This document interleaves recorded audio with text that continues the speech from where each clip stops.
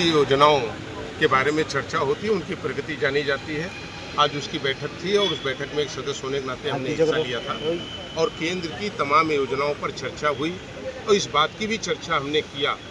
कि भारत की आज़ादी के बाद जब लोग सपने देखते थे कि हर घर तक पानी पहुँचे, शुद्ध पानी पहुँचे, ये चर्चाएं तो बहुत हुई, सड़क पर भी हुई और पार्लियामेंट में भी हुई, राज्य की विधानसभाओं में हुई, लेकिन किसी केंद्र की सरकार ने ये हिम्मत नहीं जुटाई जो भारत के माननीय प्रधानमंत्री आदरणीय नरेंद्र मोदी जी ने अपने केंद्रीय बजट का इतना बड़ा हिस्सा आज हर गांव में पाइपलाइन से शुद्ध पानी लोगों को पहुंचे। आज मैं समझता हूँ जल मिशन योजना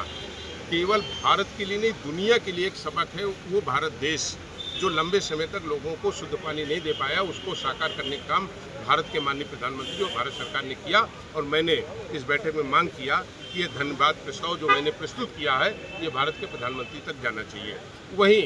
कुछ जो यम्स के जो हमारे हॉस्पिटल स्थापित है उसमें कुछ मरीजों की दिक्कतें थी, उनको भी हमने बातें उठाई कि अधिकांश डॉक्टर बाहर महंगी दवाएँ लिख रहे हैं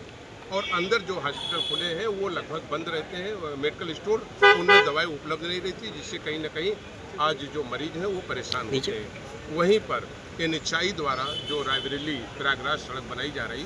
उसमें एक बड़ी त्रुटि और मैं समझता हूँ धन का अपव्यय कुछ इंजीनियरों की मिली भगत से हुआ। हमारे यहाँ एक भीख ड्रेन है, भीख रजबहा कहा जाता है, जो उसके लिए एक BRG ब्रिज बनाया NHAI ने, उसे बिना देखे हुए और बिना उस नहर की तली की ऊंचाई लिए हुए 1.5 मीटर ऊंचा बना दिया, जिससे कहीं ना कहीं आज वो जनता के काम में नहीं आ रही है और इससे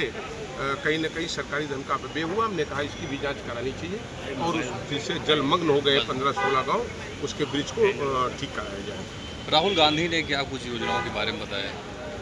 नहीं, राहुल गांधी जी सुनते रहे और चीज़ों को रखा गया।